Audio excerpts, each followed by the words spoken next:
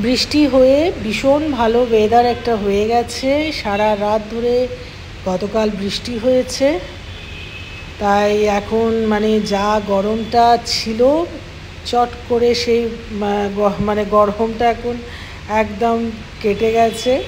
তো এখন ওয়েদারটা বেশ ভালো লাগছে। সাইক্লোন হয়নি আমাদের এদিকে, কিন্তু যেহেতু বাংলাদেশের ওপর দিয়ে গেছে তো সেটার কিছুটা এফেক্ট এইদিকে পড়েছে। তবে এইখানে আরও হওয়ার চান্স আছে, মানে ঝড় বৃষ্টি হওয়ার একটা চান্স আছে। তো যাই হোক, চলো আজকে ব্লগটা শুরু করে দিই। আজকে কিন্তু মায়ের হাতের খুব সুন্দরভাবে একটা লোভনীয় রান্না, মোচার ঘন্ট চিংড়ি মাছ দিয়ে, সেটা মা বানাবে। সেটা থাকছে আজকের ব্লগে। আর অবশ্যই তোমরা পুরো ভিডিওটা শেষ অবধি কিন্তু আমার সাথে থেকো। আর তার সাথে সাথে আমি আজকে একটু বানিয়ে ফেলেছি কাঁকরোলের মধ্যে একটু চিংড়ি মাছের পুর দিয়ে একটা বেশ লোভনীয় একটা খুব সুন্দর বড়া। তো চলো তাহলে আজকে তোমাদের দেখাই কিভাবে কি করলাম। তো কাঁকরোলগুলো আনা ছিল, বেশ কয়েকদিন ধরে রাখা ছিল ফ্রিজে। তো আমি ভাবলাম যে না, আজকে একটুখানি এটার একটু স্টাফ করে একটু প্রন দিয়ে আর কি স্টাফিং করে একটু বানিয়ে নেবো। তার সাথে সাথে আগের দিন মোচাটা কেটে হলুদ দিয়ে আমি ভিজিয়ে রেখে দিয়েছিলাম ফ্রিজে। আলুও কাটা আছে। আর চিংড়ি মাছটা এখন আমাদের বাজারে ভীষণ উঠছে, কিন্তু খুবই দাম, তার জন্য খুব সামান্য একটু নিয়ে এসেছি। একটু মোচার সাথে চিংড়ি মাছ দিয়ে তো আহা অপূর্ব লাগে। আগে দেখি মা কি বলছে। হ্যাঁ, তোমার হয়ে গেছে, চান টান হয়ে গেছে। আচ্ছা, এবার মোচাটা কালকে যে কেটে মাসি কেটে দিল, ওই আমি তো ফ্রিজ থেকে বার করলাম। এবার ওটাকে কি করব?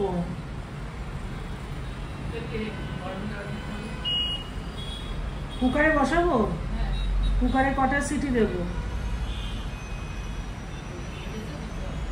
2-3টে সিটি দেবো। তারপরে ওই জলটা কি ফেলে দেবো না রাখবো? ওই জলটা ফেলে দেবো, ঠিক আছে। আর চিংড়ি মাছ দিয়ে যে করবো ওটাতে তাহলে কি আদা বাটা জিরে বাটাও দেবো?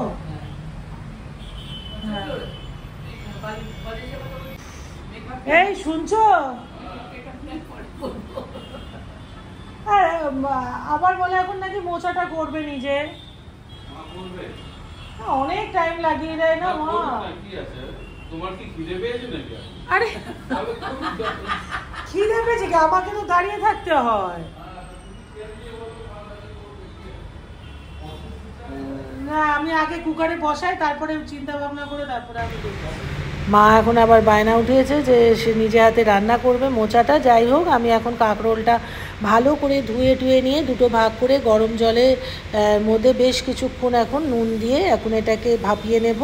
আর তার সাথে সাথে এখানে সাদা হলুদ সর্ষে এখানে নিয়েছি বেশ 2.5 থেকে 3 চামচ। আর কালো সর্ষেটা তার চেয়ে একটু কম, তার চেয়ে কম নিয়েছি পোস্ত। আর এখানে 2 কোয়া মাত্র রসুন নিয়েছি, আর বেশ কিছুটা কাঁচা লঙ্কা নিয়েছি। এটার একটা ভালোভাবে আমি একটু পেস্ট বানিয়ে নেবো। ইচ্ছা করলে তোমরা পুরোটা পোস্ত দিয়েও করতে পারো। তো এখন ওইটা জল থেকে নামিয়ে একটু ঠান্ডা করে ভেতর থেকে আমি চামচ বা একটা ছুরি ইউজ করে আমি এটা ছোটো ছোটো করে স্কুপ করে নিয়েছি। বেসনও আমার গোলা হয়ে গেছে। আর এদিকে এই যে এটা সর্ষে পোস্ত বাটা, এটা আমি কোনো সময় পুরো পোস্ত দিয়েও করি, কিন্তু অনেকটা পোস্ত লেগে যায়, তার জন্য আমি আজকে পুরোটা সর্ষে সব মিলিয়ে আর কি দিয়েছি। এটারও একটা ভালো টেস্ট, জানোই চিংড়ি মাছের সাথে ভালো সর্ষেটা যায় খুব।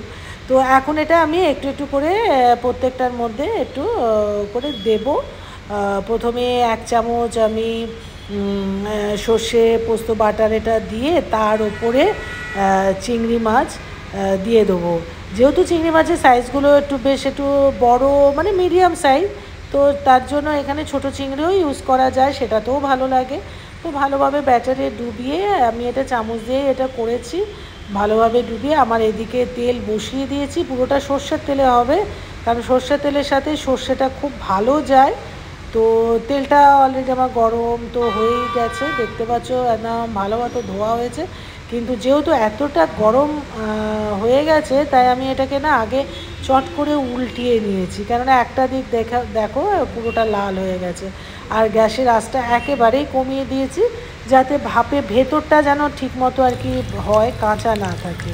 তো এখন আপাতত আমি তিনটে ভাজবো, ভেজে ওকে আগে খাবারটা দিয়ে দেবো, আর আমি আর মা যখন ভাত খাবো গরম গরম ভেজে তখন দেবো। এই দেখো আমি সব রেডি করে রেখেছি, আর যেগুলোতে আমি পুর দিইনি সেগুলো দিয়ে আমি একটা অন্য কিছু বানাবো, তো সেটা পরে তোমাদের সাথে নিশ্চয়ই শেয়ার করব। আর এখানে বেসনটাও রেডি করে রেখে দিয়েছি, জাস্ট এটা খেতে বসার আগে এটা ভেজে নেব, কারণ এগুলো গরম গরম ছাড়া মোটেও ভালো লাগে না খেতে। তো এবার চলে আসি মোচাটাকে তো আমি 2টো সিটি দিয়েছি, দিয়ে বেশ অনেকক্ষণ জল ঝরানোর জন্য রেখে দিয়েছি। এখন এদিকে আলুটাকে ছোট ছোট টুকরো করে কেটে নিয়েছি, আর আদা জিরে বাটা আমার একটু ছিলই, কিন্তু আমি দেখলাম যে আদাটা আরেকটু লাগবে, তাই একটু ক্যাটারে কেটে নিয়েছি, গ্রেট করে নিয়েছি। তো এই রেডি করে রাখলাম, এবার মা আসবে, এসে আরম্ভ করবে আমার কাজ বাড়াবে। কি করব, বয়সের সাথে সাথে সব কিছু এখন মেনে নিতে হয়। চলো এবার দেখো তাহলে। সত্যি হাঁটতে পারছে না, তবু মানে রান্না করার এত মানে শখ। সত্যি দেখো এটা ঠিক আছে কিনা, মোচাটা সেদ্ধটা ঠিক আছে কিনা, এটা চটকালে ঠিক হবে। হ্যাঁ ঠিক আছে। হ্যাঁ যেটা এখন মাখা চলছে হয়ে গেছে। হ্যাঁ কি করবে ওর মধ্যে, এখন কি দেবে? এই আদা গানা দেবো। দাঁড়াও আমি চামচ দিই। কি দেবো এখানে? আদা, এটা আদা জিরে বাটা রয়েছে, আমি একটু ওপর থেকে আরেকটু আদাটা একটু ছেঁচে নিয়ে নিয়েছি। কি পুরোটাই দেবো না না। হ্যাঁ এবার কি দেবো? হলুদ।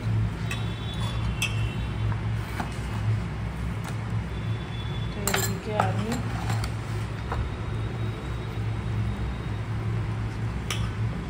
দেখো এতটা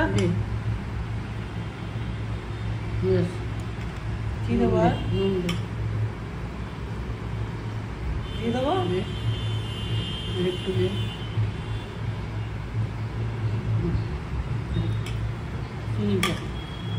চিনি। খাও একটু টেস্ট তো হবে। ওটার জন্যই তোমার রান্নাটা করা, যে তুমি জানো যে তোমাদের জন্য আমি চিনিটাকে অ্যাভয়েড করে আমি করব, কিন্তু চিনি তোমাকে দিয়ে করতেই হবে। মানে এরকম কারোর বাড়িতে মা বা শাশুড়ি আছে কিনা আমাকে একটু কমেন্টসে লিখে জানাবেন আপনারা। মানে এত বছর সংসার করে নিজে হাতে বাজার করা, রান্না করা, তারপরেও তার স্বাদ জাগে মোচা কেটে মোচা রান্না করা। কত বছর করেছো? বাবার সাথে ঘর করেছো, শ্বশুর ঘর? হ্যাঁ 16 বছর বয়স থেকে হেসেল সামলাচ্ছে, তারপরেও 75 বছর বয়স, তারপরেও তার এত ইচ্ছে হয় যে রান্না করতে। বাবা রে বাবা, আবার বিশেষ করে এই সমস্ত ঝামেলার রান্নাগুলো। এখানে কাঁচা লঙ্কা বানাবে? কাঁচা লঙ্কা দেবো? হ্যাঁ। এটা এখন লাগছে না, এটা সরিয়ে দিই, এটাকে এই দিকটায় আনো। দেখো এই কাঁচা লঙ্কা দিয়ে দেবো।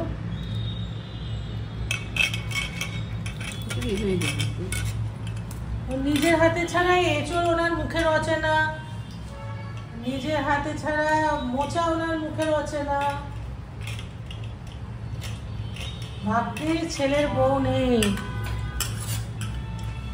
ছেলের বউ থাকলে বলতো যা রান্না করছি তাই খান।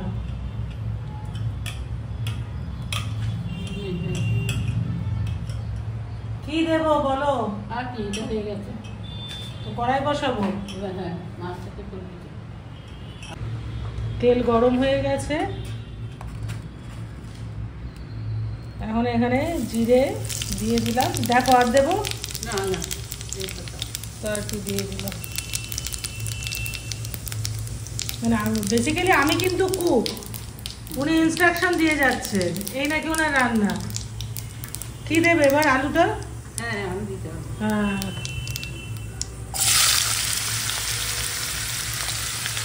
আলু দিয়ে দিলাম।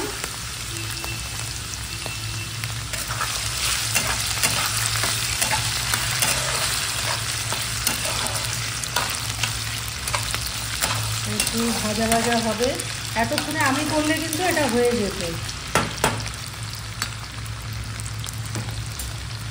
না। এবার কি করবে দেখো? মাছটা দিবি পরে দিবি, এটা তো কড়া করতে হবে না। কি মাছটাতে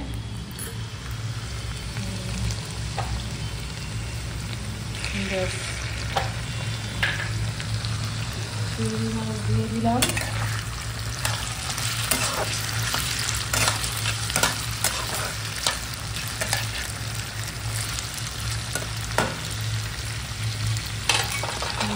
আঁচটাকে আর একটু বাড়িয়ে দিই।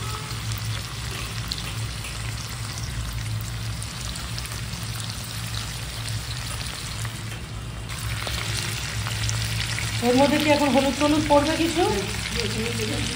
হ্যাঁ হ্যাঁ একটু ব্যাপার যে হলুদ দিয়ে এটা দেবো।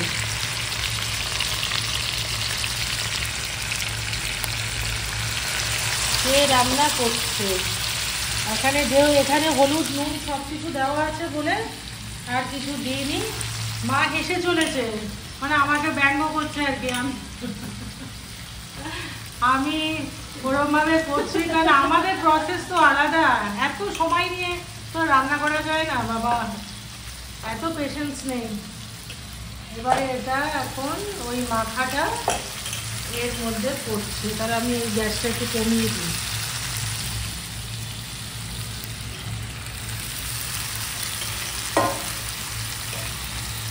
আমি আর নাড়বও না, চলবও না, এবার তুমিও করো।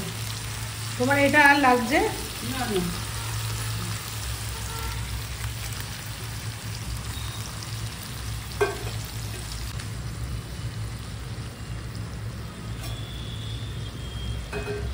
আর জল লাগবে না তোমার?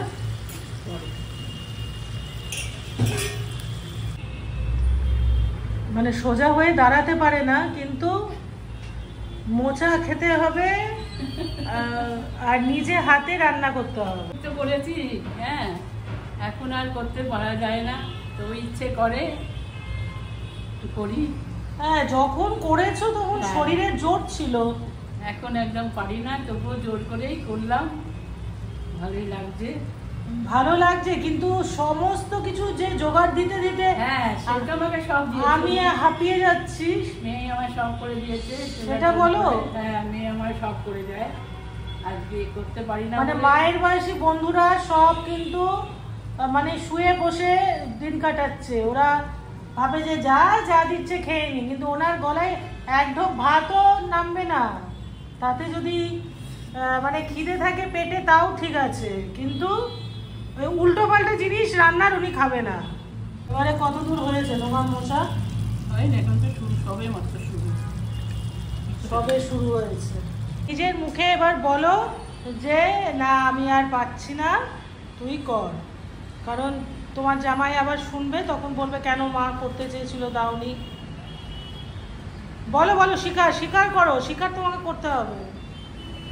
আদিস কিছু বলবে না, আমার ইচ্ছে হয়েছিল তাই চোখে করেছি, এখন নিজে পারি না, তোমার তোমার গরম সঙ্গে ব্যথা করে। হ্যাঁ এই আর কিছু না। আদিস বলেছে, মানে যা নুন মশলা নিজের মতন করে দিয়ে দিয়েছে, জানে যে এবার তো টেস্টটা তো আর অন্য কিছু হবে না। হ্যাঁ, এটাই হচ্ছে মানে না, না। যারা কি উঠে যা ওখান থেকে। কটন দিদা বসবে, ও ওর পুতুলটা নিয়ে এসছে, টেডি বিয়ারটা। দেখো হাঁটছে, দেখো যা ফাইনালি হয়েছে। একটু মানে ঘি ছড়িয়ে দিলাম, একটু মোচাতে একটু ঘি টি হলে ভালো লাগে। আর গরম মশলা দিইনি, এই কেননা চিংড়ি মাছ দেওয়া হয়েছে, তার জন্য আর গরম মশলাটা দিইনি। সেই শেষটা আমার হাত দিয়েই হলো। যাই হোক, বয়স হয়েছে, এখন পারে না, তাও মাঝে মাঝে তার ইচ্ছে জাগে। দেখো এবার একটু টেস্ট করে দেখো ঠিকঠাক হয়েছে কিনা। এবার এখন চশমা টশমা পরে দেখতে এসছে, দেখো নুন টুন সব ঠিক আছে কিনা।